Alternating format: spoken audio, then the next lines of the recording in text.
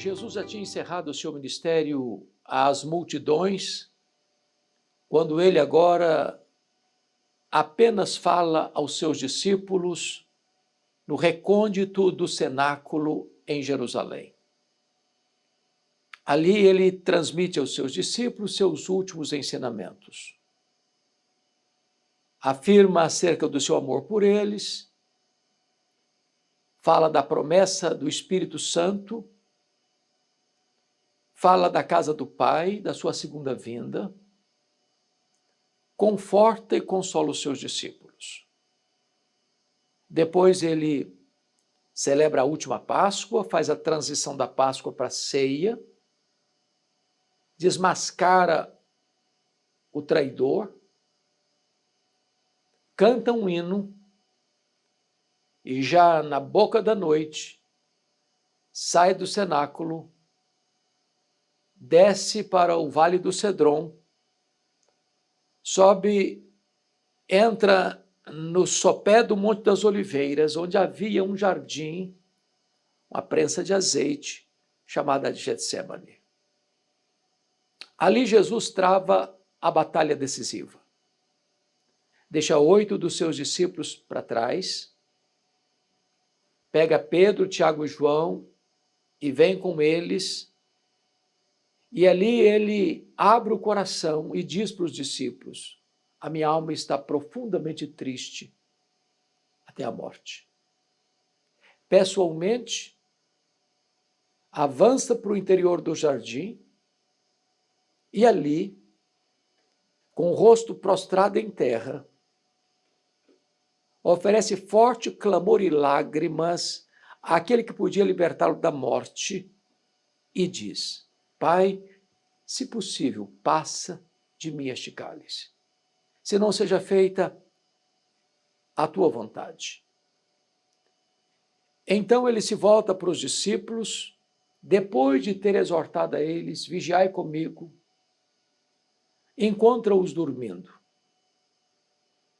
E o Pedro, que havia prometido a Jesus: ainda que todos te abandonem, eu jamais. Por ti darei minha vida, estou pronto a ir contigo para a prisão e para a morte. Agora está agarrado no sono, com as pálpebras pesadas, dormindo.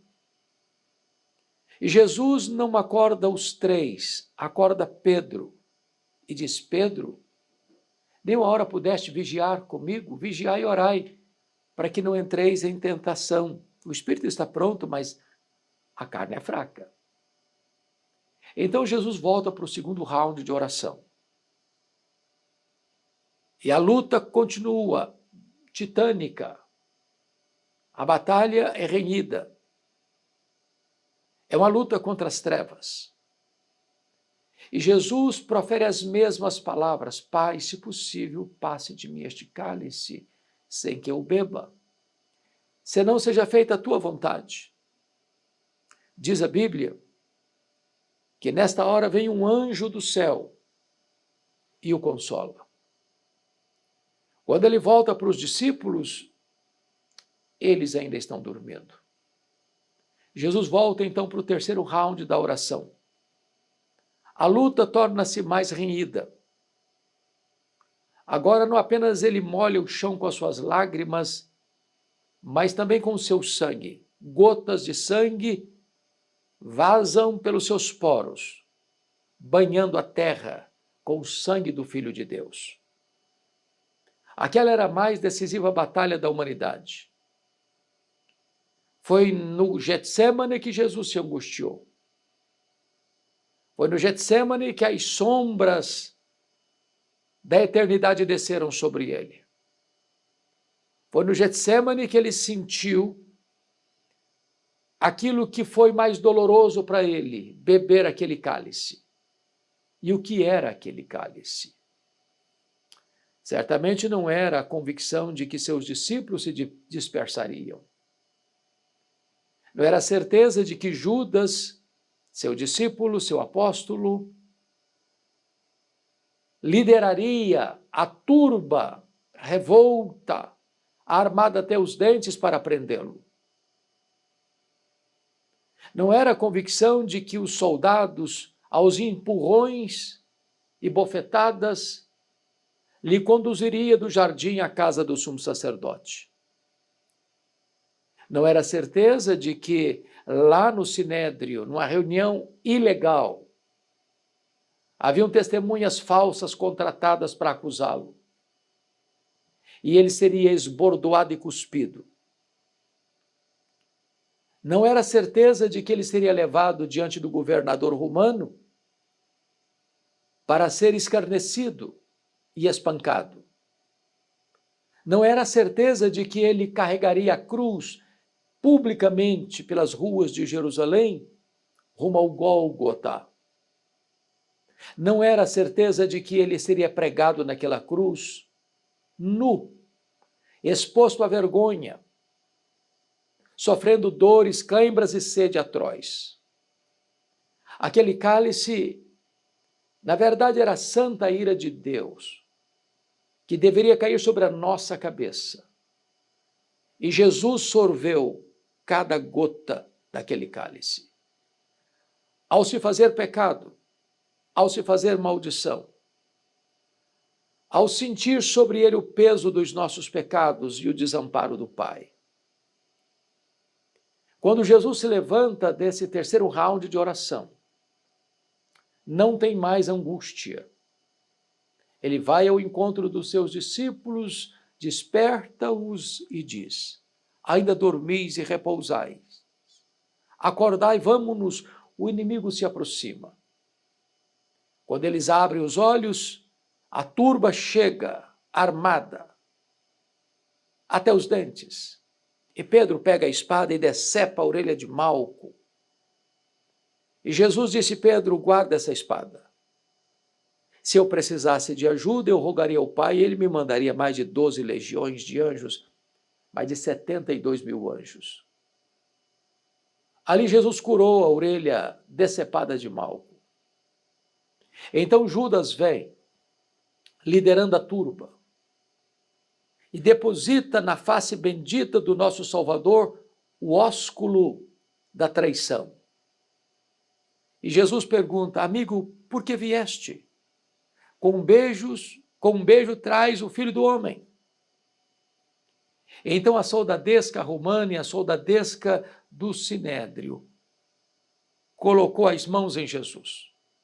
Não sem antes Jesus perguntar: a quem buscais?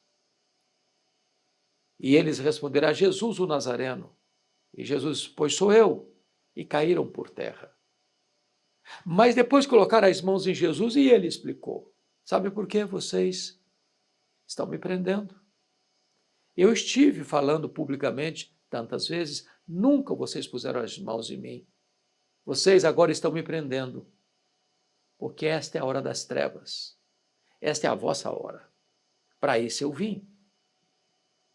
Aqui temos, então, a mais decisiva batalha da história da humanidade. A grande batalha decisiva do Getsemane. Getsemane que tem características. Primeiro, é o Getsemane da tristeza. Foi aqui que Jesus se entristeceu, até a morte. É aqui que as sombras espessas vieram sobre a sua alma. É aqui que ele sentiu o que é o desamparo do Pai e o que é se fazer pecado por nós e ser ferido de Deus, a ponto de, pelas suas pisaduras, sermos sarados. Tristeza profunda, tristeza eterna veio sobre ele, naquela mais titânica e decisiva batalha da humanidade. Mas mais do que isso, o Getsemane é o Getsemane da oração. Aqui Jesus ora. Aqui Jesus chora. Aqui Jesus agonia.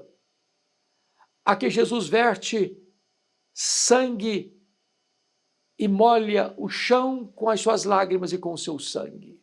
Uma batalha de sangrento suor. Oração não para mudar a vontade do Pai, mas para fazer a vontade do Pai. não para fugir do plano traçado na eternidade, mas para cumpri-lo.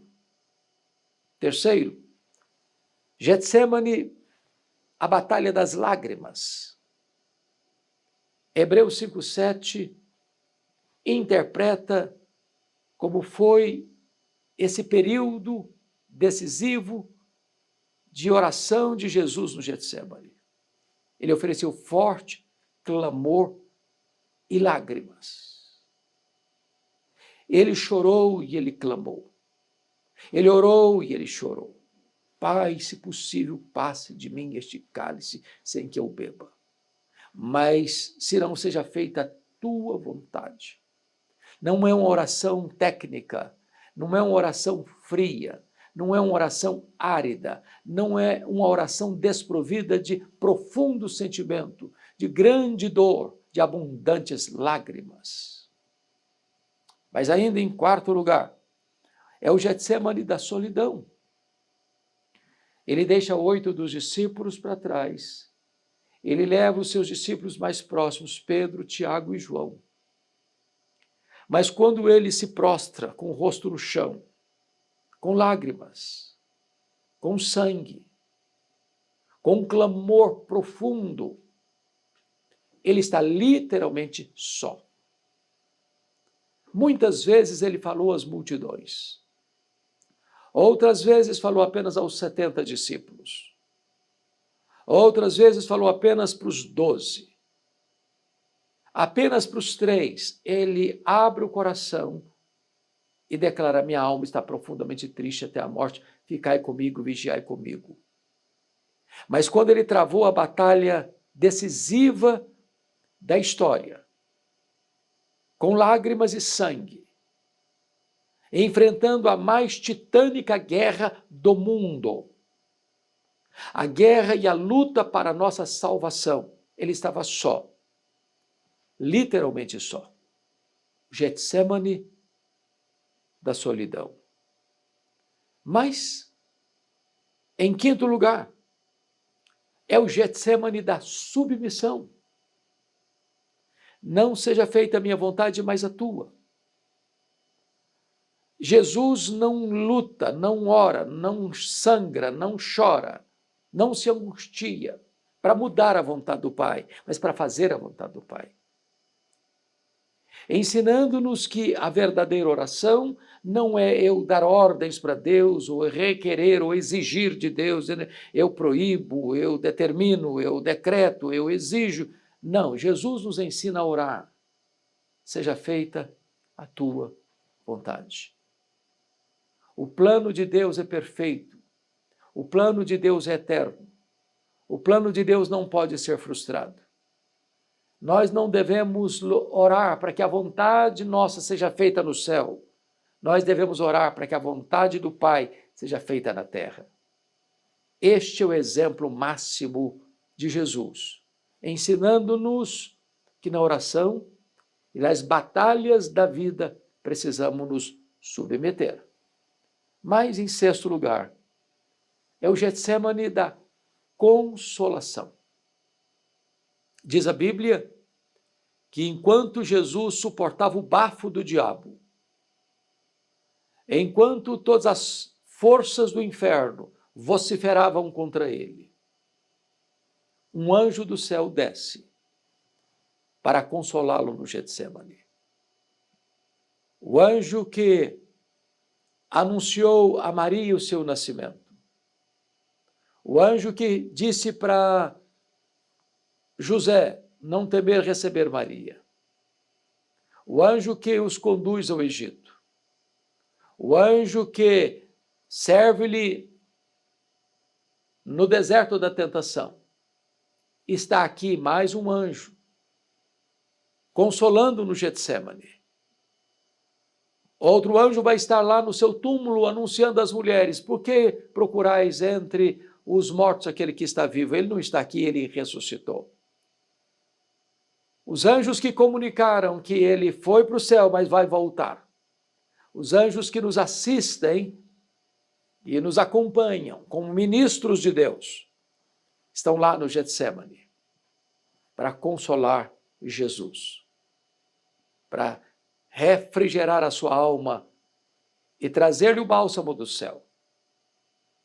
Na mais decisiva batalha da história, há também espaço para o consolo divino. Mas finalmente, nós encontramos aqui o Getsemane da vitória.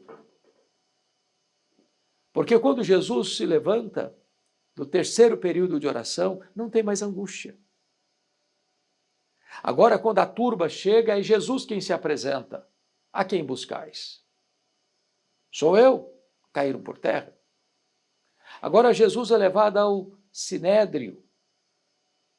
E lá ele é cuspido e esbordoado. E lá ele é acusado de blasfêmia contra Deus e conspiração contra César. Mas ele está firme como uma rocha, imperturbavelmente. De lá ele é levado ao pretório romano. E ele está absolutamente sereno diante das acusações levianas, diante dos açoites perversos, diante da zombaria de Herodes Antipas, diante da covardia de Pilatos. Ele está firme. Quem está perturbado é o juiz que vai julgá-lo. Ele está absolutamente sereno. Quando ele caminha para a cruz, as mulheres choram. E ele para e pergunta: por que estáis chorando? Ou não choreis por mim. Chorai antes por vós e por vossos filhos. Ele caminha para a cruz como um rei caminha para a sua coroação. Ao chegar no Gólgota, ele é pregado na cruz, ladeado por 2 salteadores. Embora sofrendo dores, cãibras e sede, ele transforma aquele patíbulo de horror num palco para a glória de Deus e num instrumento para a nossa salvação. Profere palavras de graça. Quando diz: Pai, perdoa-lhes, porque não sabem o que fazem. Quando ele diz para o ladrão arrependido: hoje mesmo estarás comigo no paraíso. Quando vê a sua mãe ao pé da cruz e entrega ao cuidado de João: filho, eis aí a tua mãe. Mulher, eis aí o teu filho. Quando ele dá o grito de desamparo: Deus meu, por que me desamparaste? Quando ele expressa a sua agonia física: tenho sede. Mas quando ele dá o grande brado de vitória: está consumado. E quando ele entrega o seu espírito ao Pai, diz: Pai, nas tuas mãos entrego o meu espírito. É o Cristo vitorioso, é o Cristo vencedor. Ele morreu pelos nossos pecados. Ele foi sepultado, mas ele ressurgiu segundo as Escrituras para a nossa justificação. Depois de dar provas da sua ressurreição, ele voltou para o céu. Assentou-se à direita de Deus Pai. Derramou o Espírito Santo. Ele tem as rédeas da história em suas mãos. O livro da história está em suas mãos. E ele está conduzindo a história à sua consumação. E ele voltará gloriosamente para buscar a sua igreja. O Getsemane foi o prelúdio da cruz. A cruz foi o prelúdio da ressurreição. A ressurreição foi o prelúdio da ascensão. A ascensão foi o prelúdio do derramamento do Espírito Santo. É o prelúdio do seu governo cósmico e eterno. É o prelúdio da sua segunda vinda. Estamos também aqui numa jornada. Passamos também pelo vale da dor, do sofrimento atroz. Mas o Jesus que triunfou no Getsemane, como nosso grande sumo sacerdote, nos assistirá nas nossas fraquezas e nos consolará nas nossas angústias. Se esta mensagem abençoou o seu coração, eu peço a você que compartilhe esta mensagem com outras pessoas, ajudando-nos assim a levar esta mensagem de esperança a muitas outras pessoas.